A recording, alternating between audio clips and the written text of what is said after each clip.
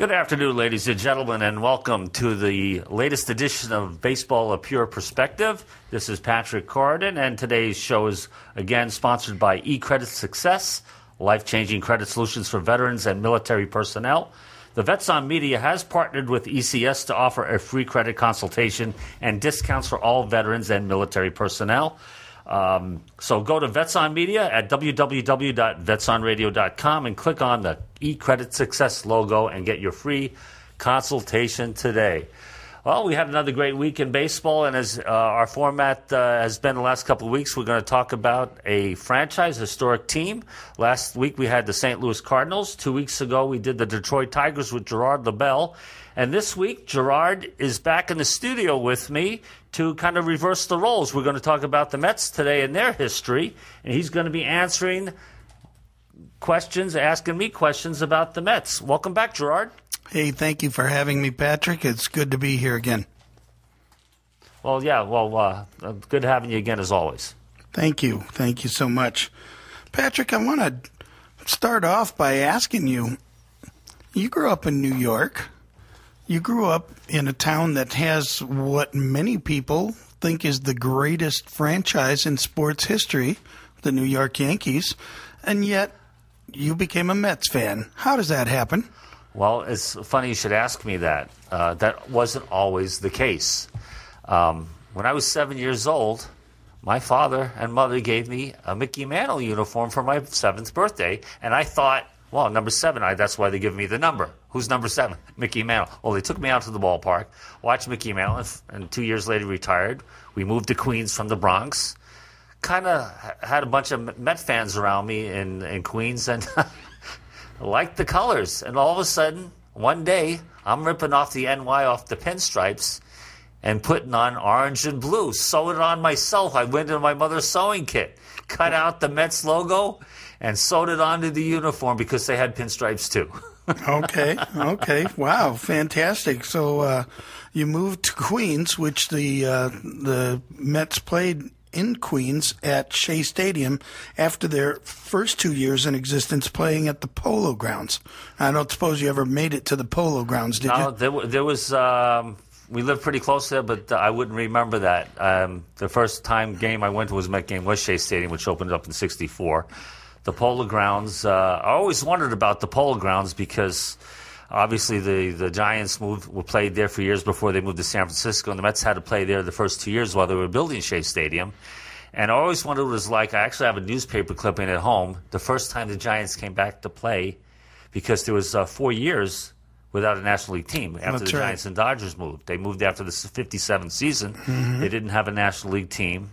And they had a guy named Bill Shea who engineered getting a team back to a National League ball club back in New York because 2 of them left at that one time when there was 3 teams there with the Yankees. 4 years, so they came up with the Mets in '62. It was one of the first expansion teams in the National League, and second year of expansion, actually. And the Giants came back as a visiting team in their old ballpark, which was very unusual. Willie Mays came out, they cheered him, and might have had a weird feeling for the Giants to come back to a place they played for years to be in the visiting ballpark.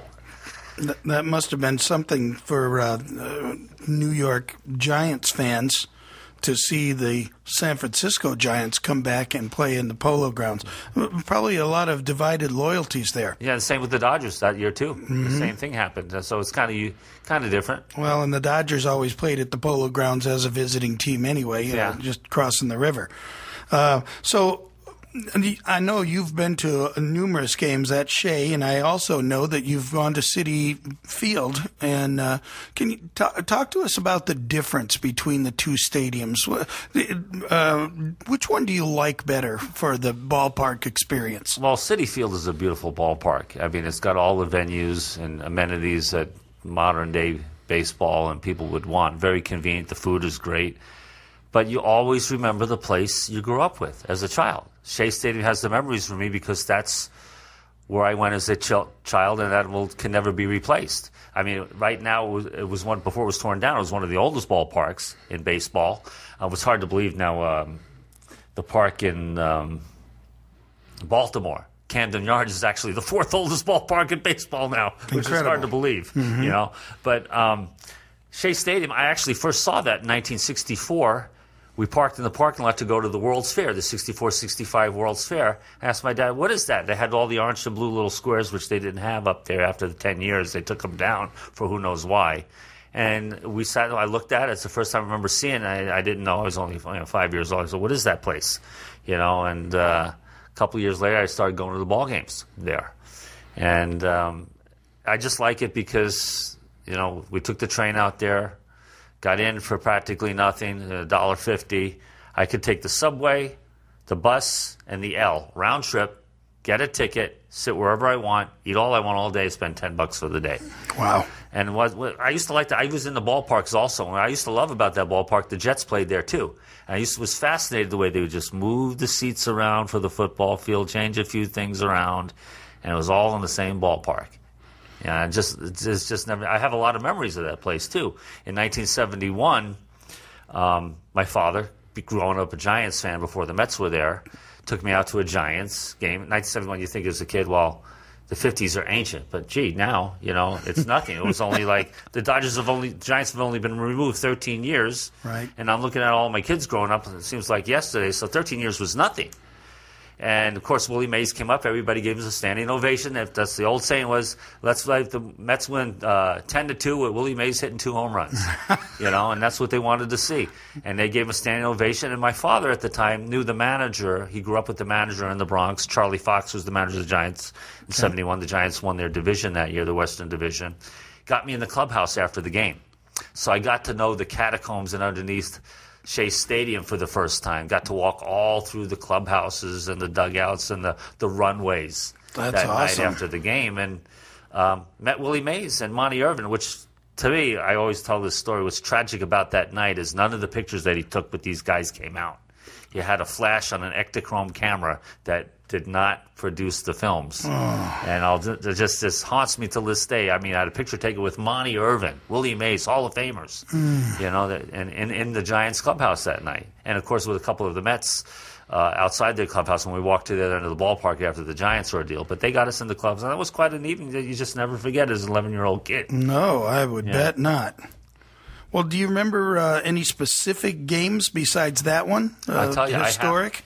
the game that I happened to be at, I'll tell you some historic games at Shea Stadium, but the one I was at, I'll never forget, 1977, my friend and I, who's passed on now, we were always going to games in the summer. We were watching the Pittsburgh Pirates. Joe Torre was actually a first baseman.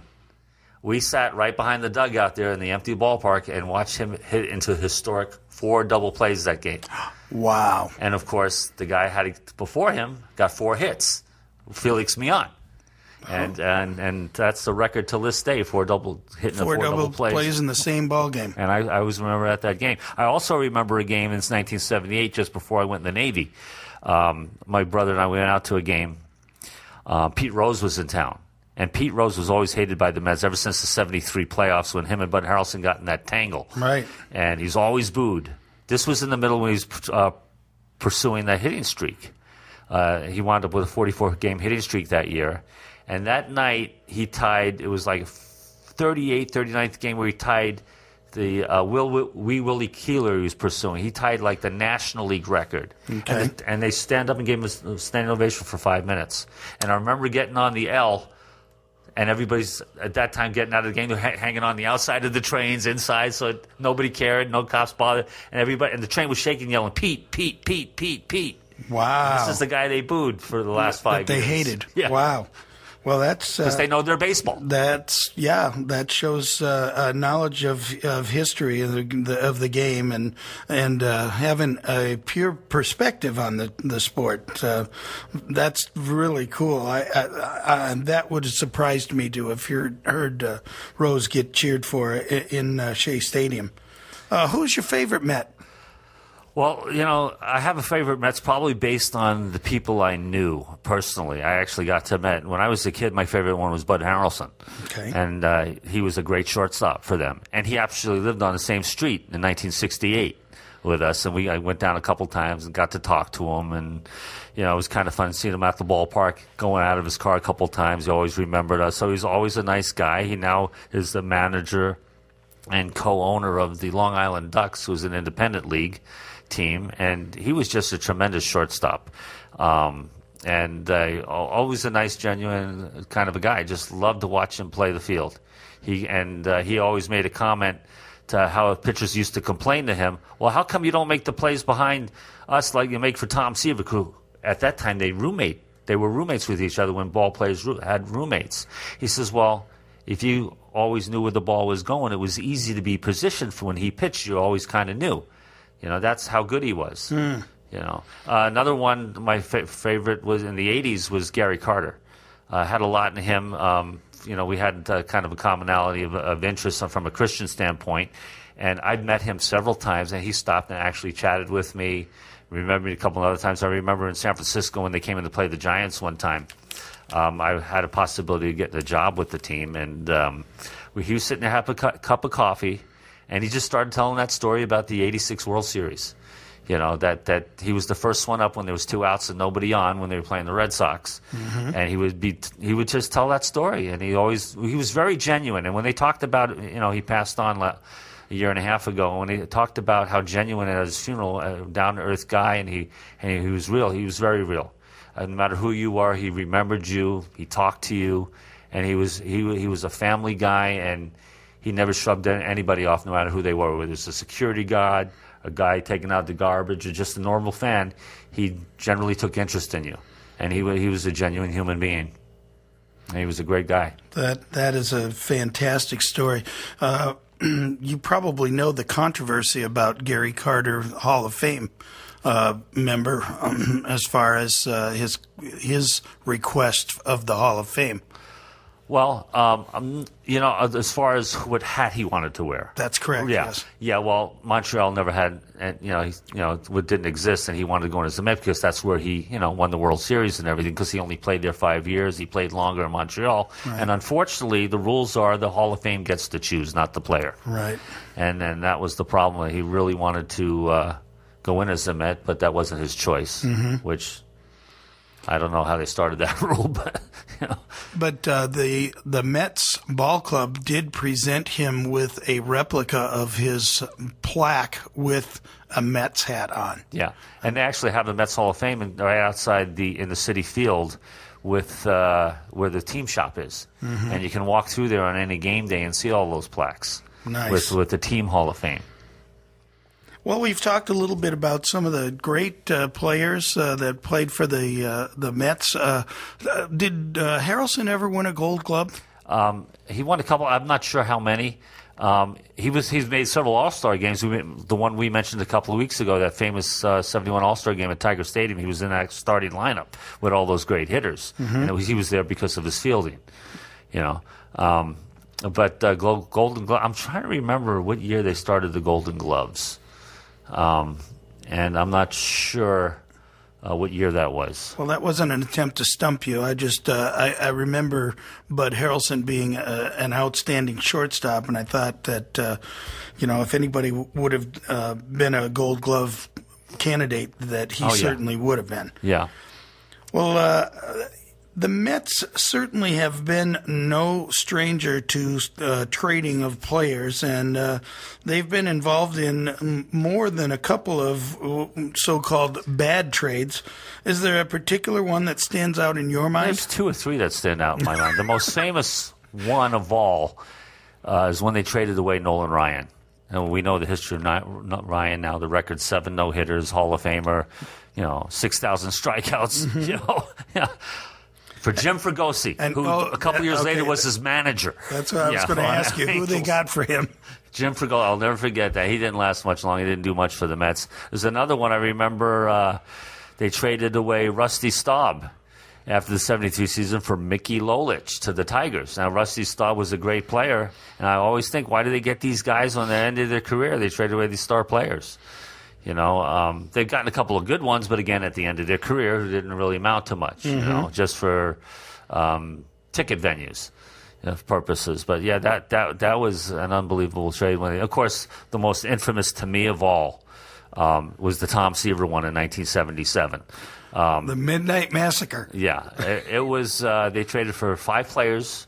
I don't think I remember. I know it was Doug Flynn, Pat Zachary, Steve Henderson, and I can't remember who the other player was, but he didn't want to go. He asked for more money. He was only making like $50,000. He asked for like $10,000 more, up to $60,000. And Donald M. Grant, who was the owner at the time, and chairman of the board, wouldn't give it to him, and he didn't care about it, so he traded him. And I remember the interview. Tom Seaver was sitting in his locker crying. He didn't want to leave. Of course, like so many other Mets, until they got their first no-hitter last year, he didn't pitch one with the Mets. He pitched one with the Reds. Yeah, a number of pitchers have pitched no-hitters for other teams while the Mets languished without a no-hitter. For 50 years. 50 years. and before and after, David Cohn was one. Dwight Gooden, they both pitching for the Yankees of all teams.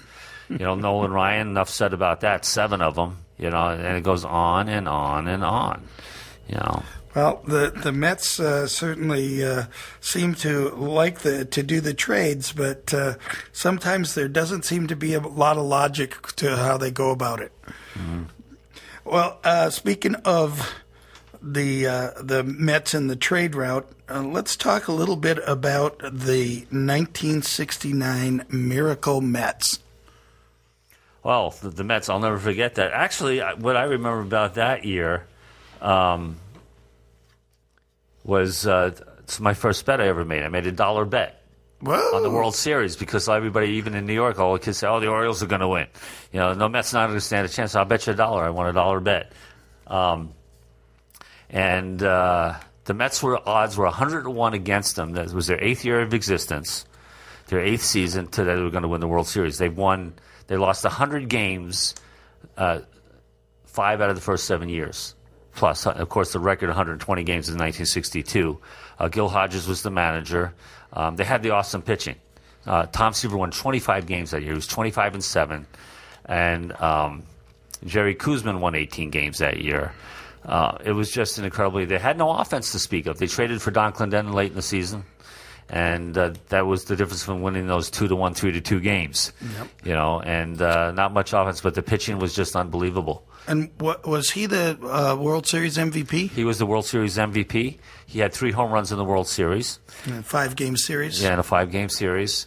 And there was a famous shoe polish incident. I was just going to ask about it. Game 5. Cleon Jones. As a matter of fact, they referenced that in the movie 2000 called Frequency with Dennis Quaid and Jim Caviezel. Mm-hmm. They used that World Series to kind of connect them a time machine between the father and the son. And Lou DeMuro was the umpire who called the shoe. And Gil Hodge, they don't know whether he had the ball in his back pocket, if it was the actual ball. But those were the days when everybody had black shoes and polished their shoes for that very reason. Mm-hmm. And they called the play back, and the next play, Don Clendenon hit the home run in that game. That was the game-winning run. And do you remember who the winning pitchers were for the Mets? Well, I can tell you that. What's funny, the only losing pitcher for that series was Tom Seaver. Tom Seaver. He lost game 1. Dom Buford hit a home run, I remember, in the first inning. They lost that game 4-1. They hit him up for 3 runs in the 3rd or 4th inning. They lost that game 4-1. Then Jerry Koosman took a no-hitter into the 7th inning in game 2, and they won that game 2-1. He was the winning pitcher. And game 3... 4 and 5 were back in New York. See, they lost the first one, won 4 straight. Game 3, Gary Gentry. I think they won that game 5-0. Gary Gentry was the winning pitcher. He was an awesome pitcher who actually lives here in Scottsdale now. I think has an insurance practice here, somewhere in Scottsdale. Wow. And game 4, Tom Seaver again. What's interesting about game 4, there was a controversial interference play by J.C. Martin, who was their 3rd-string catcher, going up the first line, won the game in the 10th inning, which Tom Seaver completed in 10 innings. World Series game, 1969, he threw 10 complete innings. You won't see that again. Nope. Yeah. And, of course, game 5, Koosman shut the door. They won 5-3. Koosman had a complete game in that to finish that game off also. Lots of famous catches with Tom Agee, made 2 great catches in that series. Ron Swoboda made an unbelievable catch behind Seaver in Game 4 off of Brooks Robinson. And it was just Just an amazing, amazing feat. One of the guys who hadn't hit a home run all year in Game 5, Al Weiss, hit a home run that made the difference in that game. And that was just a great series. They tore the field apart. This was the days before they brought the horses on, and people did whatever they wanted. And you probably know, but I'll remind you that World Series home run by Al Weiss was the only home run he hit at Shea Stadium. Yeah. And it's one of the players that was second string. He wasn't in an everyday lineup during the regular season. Right. Remember him, number 6. Well, speaking of numbers, what about some numbers that have been retired by the Mets? Not many. Tom Seaver is the only actual player to have his number retired, 41. He's the actual only player in the Hall of Fame with the Mets hat. The other numbers retired was the first manager, Casey Stengel, number 37, and the manager of the 69 champion Mets, 14. Of course, those three, of course, Jackie Robinson, but he's in all of them. Right. But those 3 Mets are the only ones retired. Okay. Yeah. That's correct. And as you mentioned, Tom Seaver is the only Met enshrined in the Hall of Fame with the Mets hat. There are, however, 11 other Hall of Famers that played or managed for the Mets at one time. How many of them do you think you can name? Well, let's see. Let's keep counting. Maybe you do a hash mark, see if I get them. I've got them listed. Okay. You have to go back to the expansion team, even though they're over their hill and past their prime. When the expansion, they drafted these players. I know, speaking of the Dodgers, Duke Schneider was one. That's correct. And he played for the Mets. And Yogi Berra, he was one. He played. He's in the Hall of Fame. He was a player for a year. Right. I know, of course, they brought Willie Mays in the famous trade 73. Actually played in the 73 World Series with them. Right. Warren Spahn was one of the ones they brought up, 65 pitched for a year for him. Right. He was on them. And Roberto Alomar played for the Mets for a short time, and he's in the Hall of Fame. Went in a few years ago. You bet. Eddie Murray. He played, I think, in a couple of years from the 90s.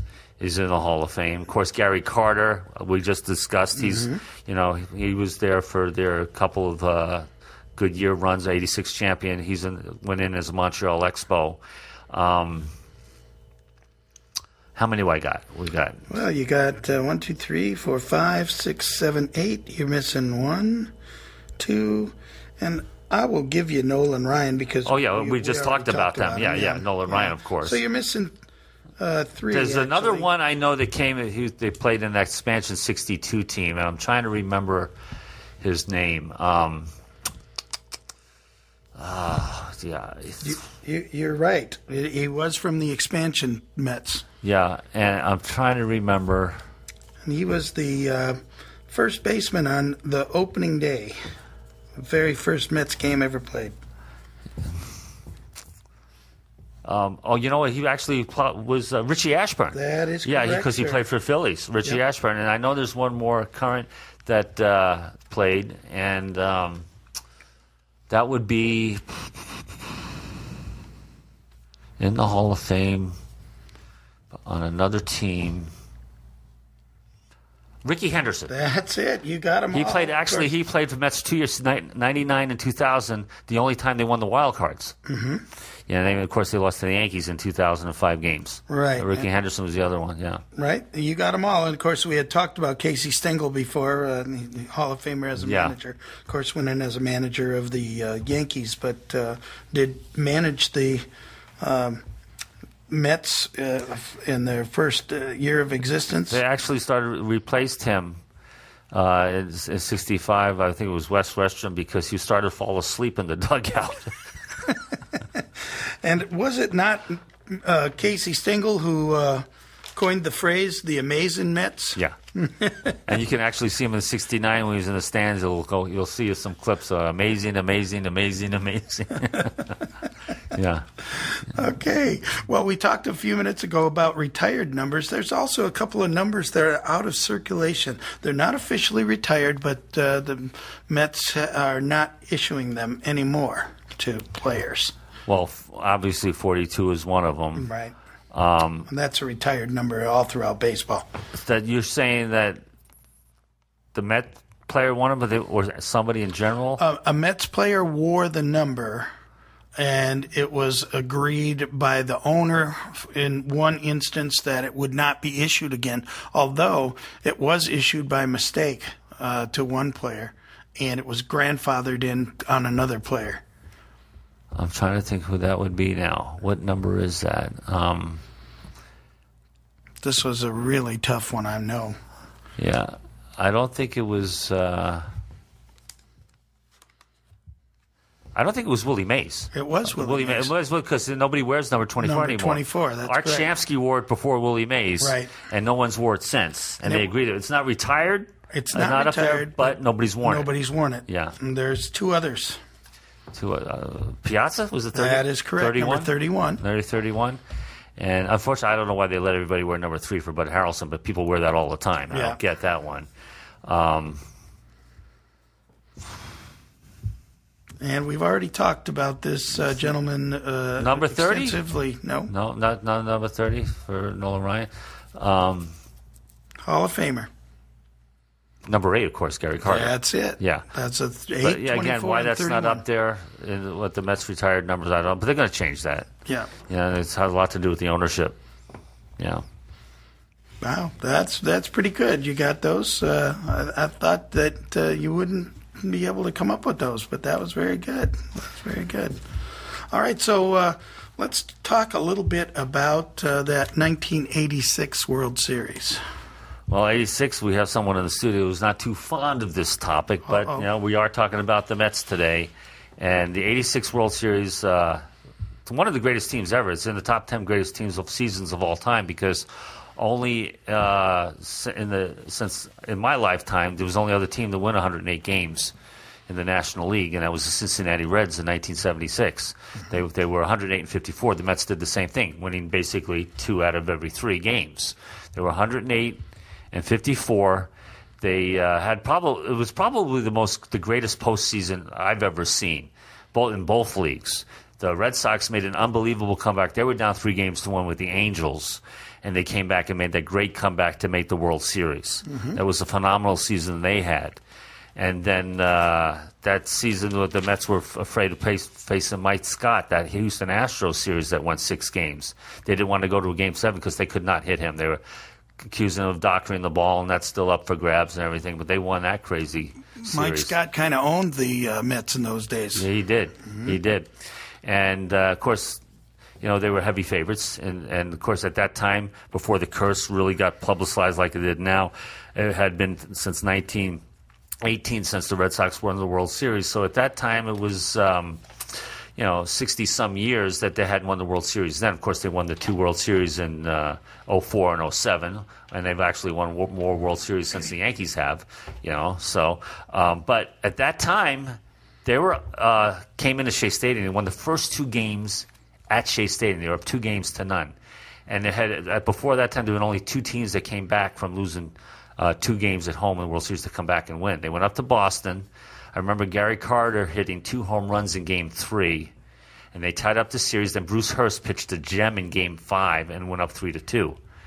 Then there was the famous Game 6. Game 6. And back at Shea Stadium. And that place was rocking. What I remember about that game, in the bottom of the 8th inning, the Mets had runners on first and second. They had Howard Johnson come up. It was a tie game.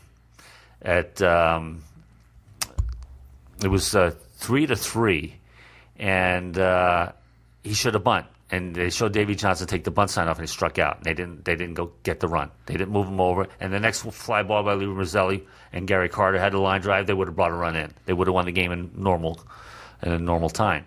But they go to extra innings, and I remember Dave Henderson comes up in the 10th inning. They bring in Rick Aguilar, and hits a home run, goes up 4-3. And then I think it was Rich Gedman, got a single. And they went ahead 5-3. And you see everybody celebrating like the Red Sox are finally going to win the World Series. Bob Costas goes down. The trophy's all set up in the visiting clubhouse. They tape up all the lockers. Gets to the bottom of the 10th inning. I remember Keith Hernandez flying a deep fly ball, 2 outs, nobody on. He goes to sits in Davy Johnson's office, starts throwing things around, having a couple of beers. He sits in the seat, and he kept saying, "What a beautiful end, brutal end to a beautiful season." And everybody on the Red Sox dugouts right up at the top stairs, you see Clemens sitting there all anxious, oil can board. I remember Vin Scully saying, for now, he's got the day off tomorrow because he was scheduled to pitch Game 7. Right. Gary Carter comes up, and he had vowed, said he wasn't going to make the last out. He gets a hit. Then the next guy up, Kevin Mitchell, who was upstairs having a hot dog, making plane reservations to go back to San Diego, comes down, puts back on his uniform to pinch hit, gets a hit. And then Ray Knight comes up, gets the third hit. And this all starts off with 2 outs and nobody on. Gary Carter scores, so it's 5-4. Ray Knight is on second base, and then Mookie Wilson comes up. Well, actually, Ray Knight was on third. They bring in Bob Stanley to pinch hit, and to pitch, and Calvin Schiraldi came in as well. And they threw a pass ball, wild pitch. And Knight scores some third, so the game's tied. It's a whole different ball game. So, actually, it was Kevin Mitchell scored the tying run. Right. Yeah, and Knight was on second now after the wild pitch. And several pitches, Mookie Wilson kept fouling off, 2-2 count. Little trickler down the first baseline to Buckner, and it's famous for the Buckner play. I remember Vin Scully, actual words are, a little roller down the base. It gets by the bag, right through Buckner. Here comes Knight, and the Mets win it. And the place was berserk. It was one of the greatest World Series. To this day, it's the greatest World Series comeback in a single game. Mm-hmm. And, of course, Game 7, the Red Sox were up 3-0, and Mets wound up winning in 7 games. It was one of the best postseasons in baseball history. Of course, the Red Sox now, I remember watching the documentary I have at home, actually. They were reviewing a bunch of the Boston. One guy said up in Boston, you can hear it was Bostonian accent, say, it was the darkest day in Boston since Jack Kennedy got killed. You know? Holy cow. But they had their glory, and who better against, getting off subject a little with the Red Sox, but they had the only team to this day that has come back after being down 3-0 of all teams, the Yankees. Yep. Yeah, against Mariano Rivera, and the rest is history. They won 8 straight to win their first World Series in 86 years. So that's got to be sweet for any Red Sox fan. Yeah, it was quite a World Series. And the one thing on a historic point, the Mets being the first expansion team, and they actually answered a trivia question. They're the expansion team that's had the most World Series appearances. They're 2-2 in World Series play. That's correct. Right. And as long as we're talking about that trivia question, who's the other 2 franchises that are have appeared in the World Series, but even the 2 of them together don't equal the Mets for a number of World Series appearances? So expansion teams you're talking about? Mm-hmm. Colorado Rockies and Houston Astros. That's correct. Yeah, Colorado Rockies lost in 2007 to the Red Sox, and Houston Astros lost in 2005 to the White Sox, who hadn't won since the Black Sox scandal. Right. Yeah. And serves them right, some people would say. So let's get on here. Okay, we're going to take a break right now, and we'll come back to the question and answers, and we'll be back in a few minutes. Hey, everybody, this is JD with your Vets on Media Sports Break. Out to the Players' Championship at TPC Sawgrass. Tiger Woods and Sergio Garcia are both struggling today, despite both posting under 10 and under 11 yesterday. Today through 6, Tiger is even at -10 still. Sergio is +1, right there, tied with him at -10. Henrik Stenson is 11 under and taking the lead through 8. He is shot 2 under for today. Also, Jeff Maggart's having a hell of a day again. 6 under, that was his final. Also moving up on the rank is Mark Leishman. He is now 9 under, tied with Maggart. 3 under today through 10. To the Major League Baseball scores for today. Thus far, the Blue Jays are up 2-0 on the Red Sox, and Clay Buchholz potentially giving him his first loss of the season. The Rockies are losing in the St. Louis to the Cardinals 3-0. The Mets Patrick, I'll bet you $1 that the Pirates beat the Mets today, as it is currently delayed 11-1. I don't know why it's delayed. It was 11-1 in the 8th inning when I walked in. Here Yeah, they should just go ahead and call that. The Cubs and the Nationals are in the bottom of the second. They are all tied up 0-0. The Braves are down 1-0 to the Giants in the bottom of the second. In Cincinnati, the end of the first, the Brewers have put up 2-0 early, 2 runs early to lead the Reds 2-0. The Diamondbacks and the Phillies. The Diamondbacks are trying to take sole possession of first place in the West from the Giants going into this week. Currently, they are tied. They play tonight on Fox Sports Arizona. To the NBA Basketball Association tonight. Shipping off actually here at the top of the hour. Tipping off will be the Thunder, Oklahoma City Thunder in Memphis. That series is all tied 1-1. That can be seen on ESPN.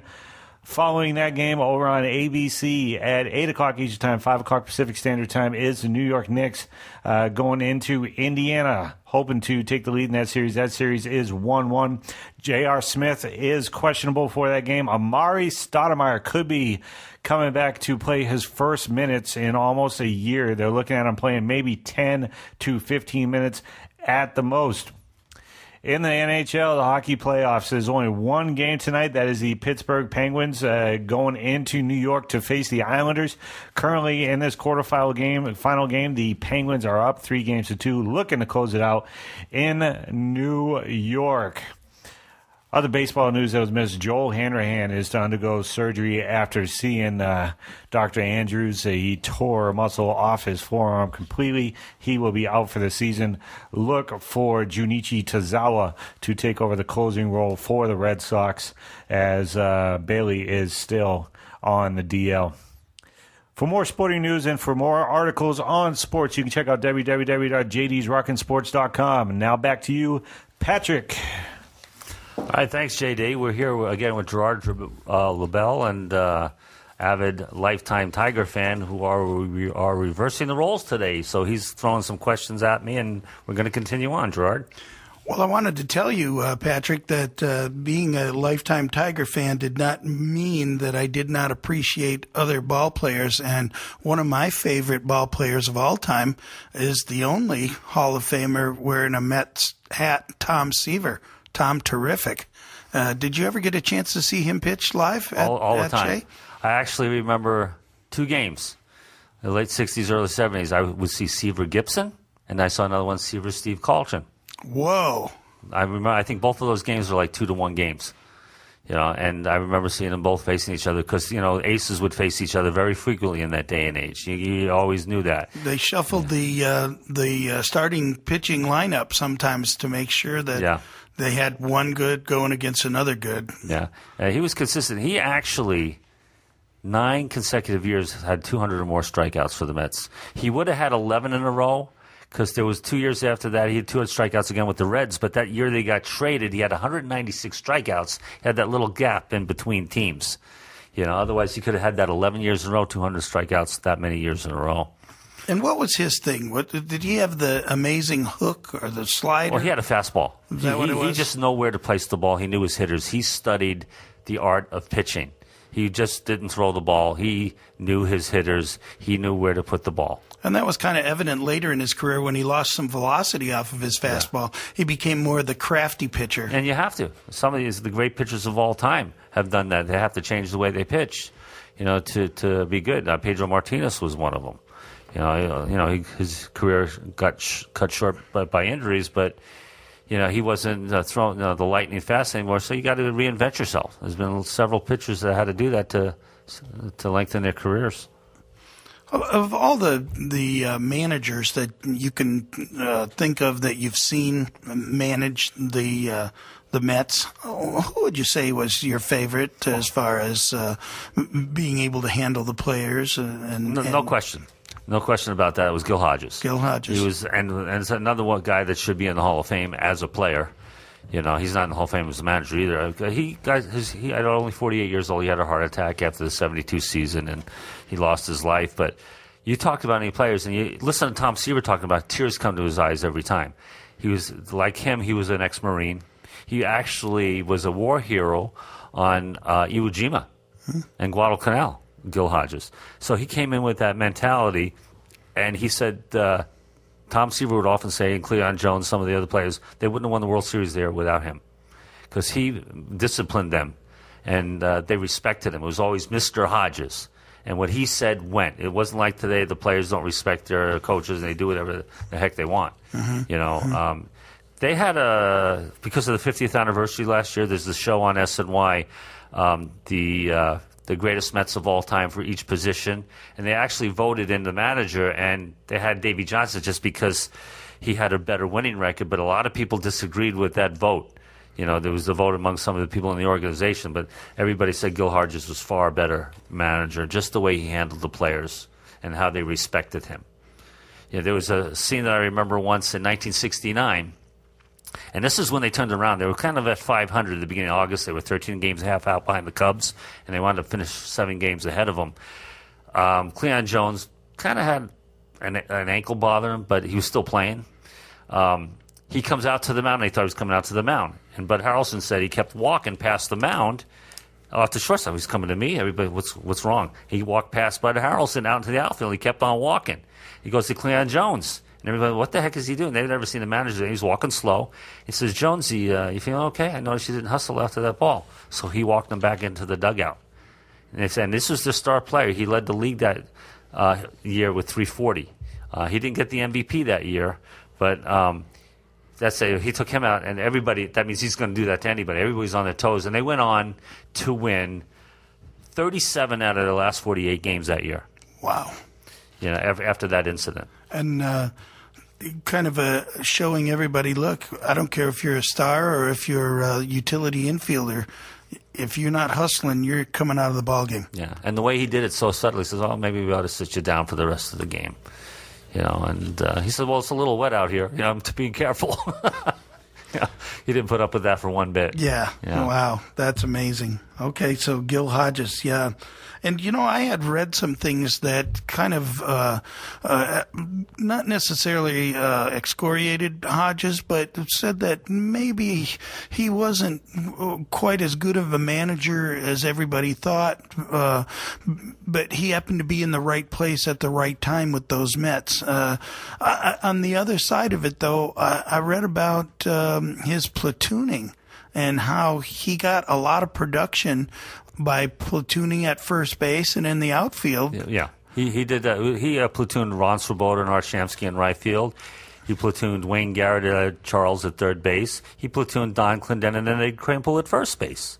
Jerry Grote was pretty much the everyday catcher. They had Duffy Dyer and J.C. Martin as the backup.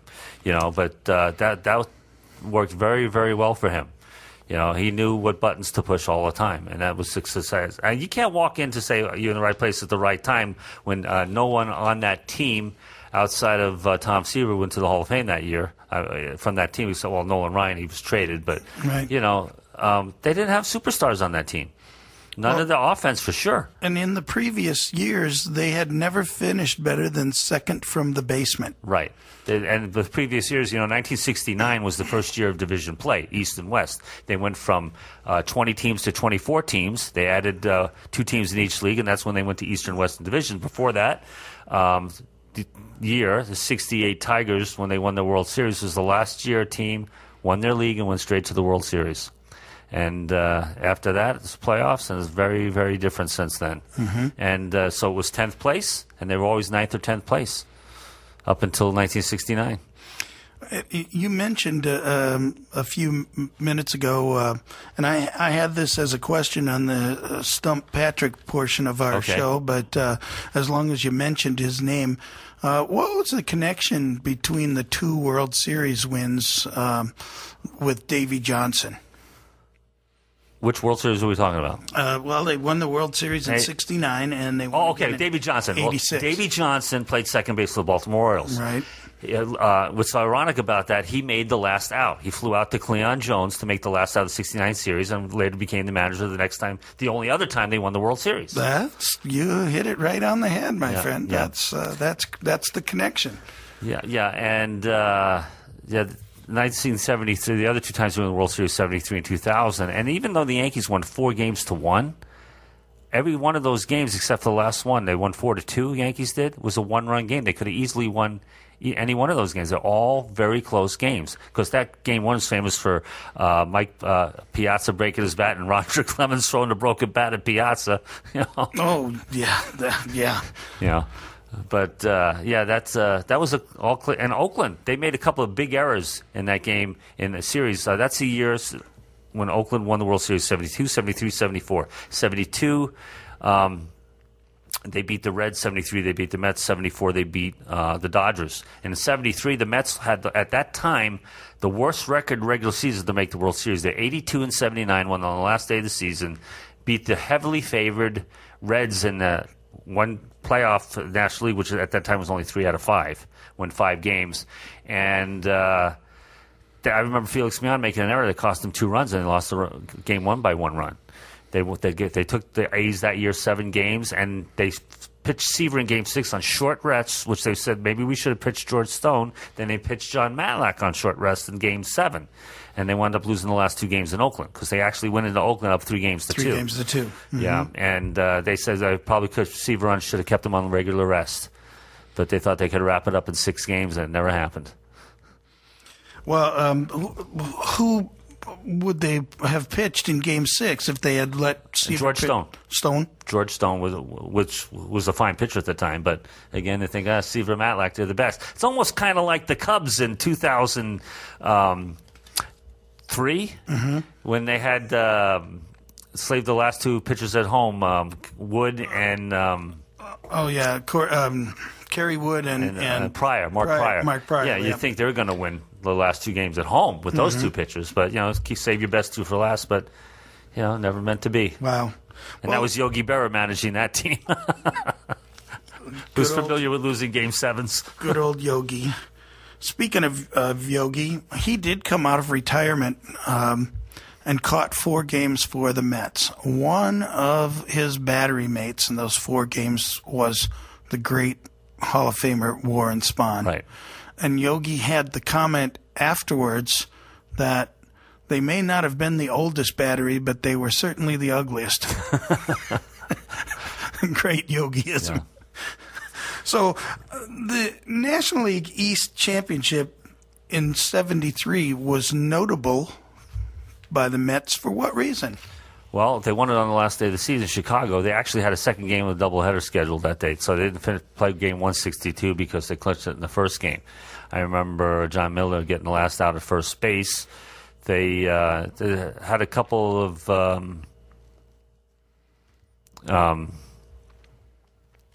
was I going to say? A couple of teams in the race, obviously because it was the last day of the season. Notable because, like I said before, they had the worst record as a team, 82-79. That's right. Yeah. That's right. And here was something else, maybe not historic, but that National League East title for the Mets in 73 was the only year during the 70s decade that the East title was not won by either Pittsburgh or Philadelphia. Yeah. And it was. I remember somebody watching the playoffs in the 70s. It seemed like it was Pittsburgh and the Reds all the time, and then the Dodgers.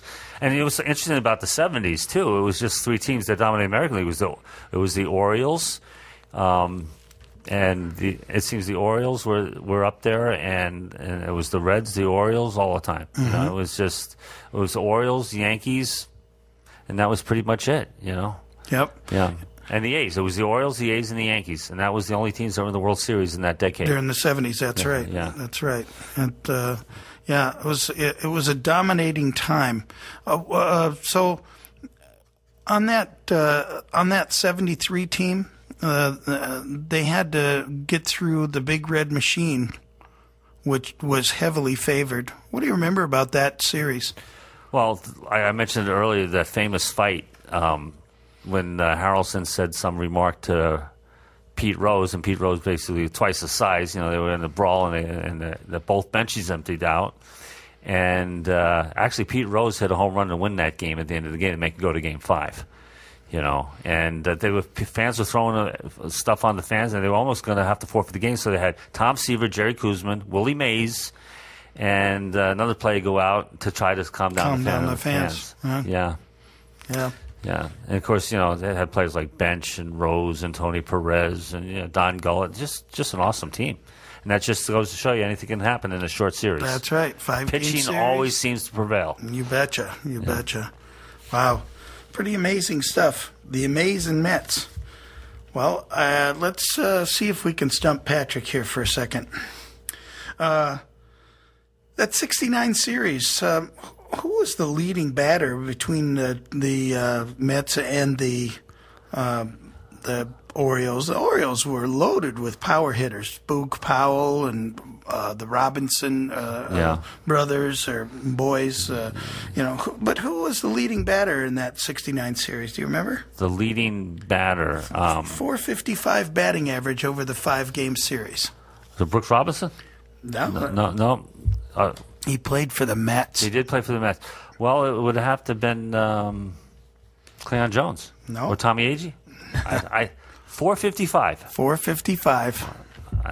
We mentioned his name earlier.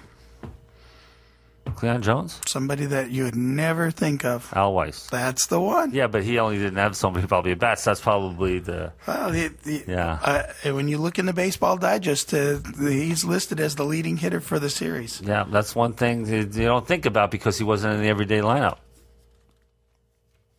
But he played often enough in the series, which, again, was a tribute to Gil Hodges and the way he manipulated his bench. That's correct. I think that, that probably led to the Mets being a lot more attentive because they never knew when they might get in a ball game. Mm-hmm. Here's another question. On August the 7th of 1963, Jim Hickman was the first Mets player to perform this feat.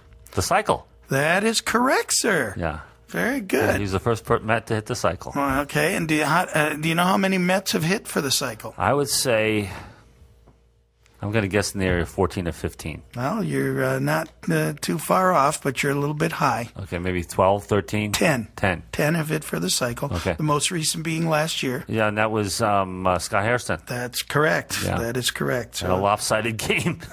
Right. He hits for the cycle and they still lost. Yeah, and Jim Hickman is not one of those names that comes out in baseball lore very much. Not historic like a Hank Aaron or a Willie Mays, but he was the first Met to ever hit for the cycle, and he did it against St. Louis. You know how many no-hitters have been thrown against the Mets? Against the Mets, and Yes. that's a good one. I remember Jim Bunning, who used to be a Tiger and then became the Phillies. He pitched a perfect game against the Mets on Father's Day in 1964. I think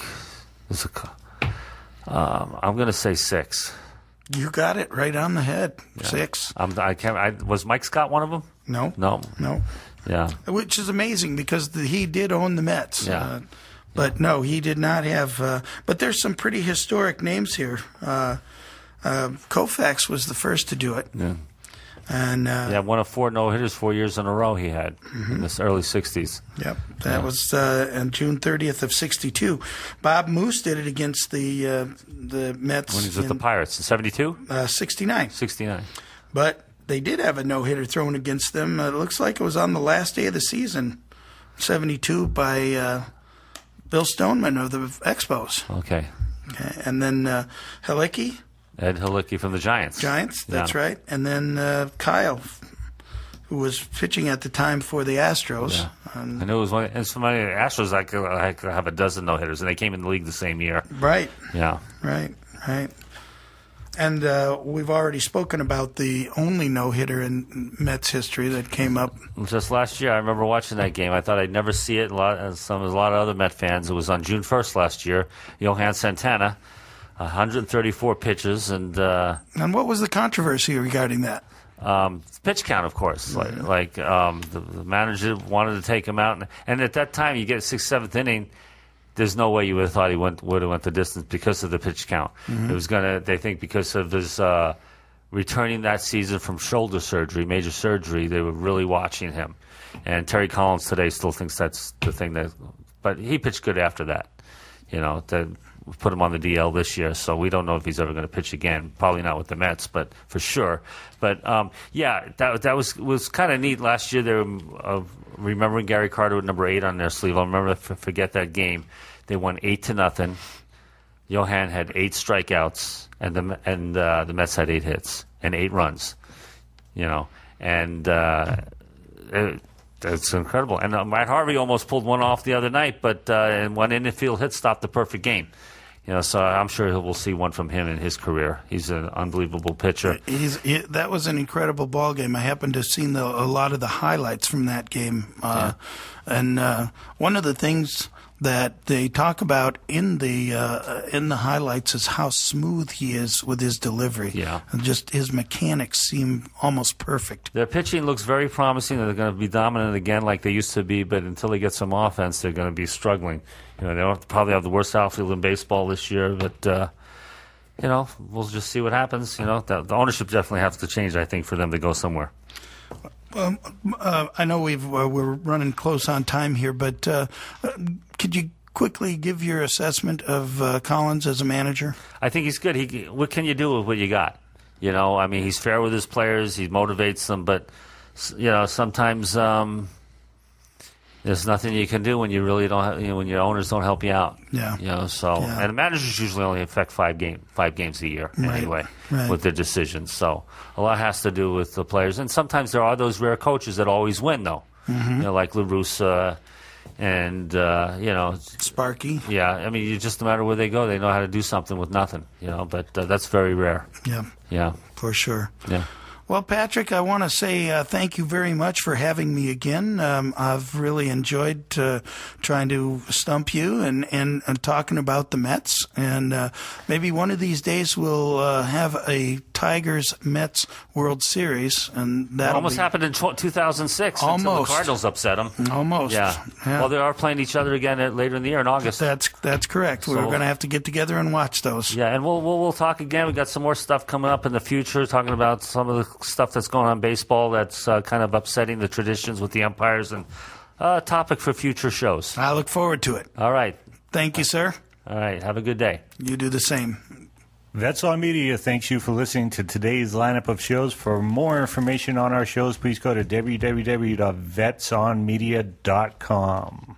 Oh, say, can you see by the dawn's early light what so proudly we hailed at the twilight's last gleaming, whose broad stripes and bright stars through the perilous fight o'er the ramparts we watched were so gallantly streaming, and the rockets' red glare, the bombs bursting in air, gave proof through the night that our flag was still there. Oh, say does that star-spangled banner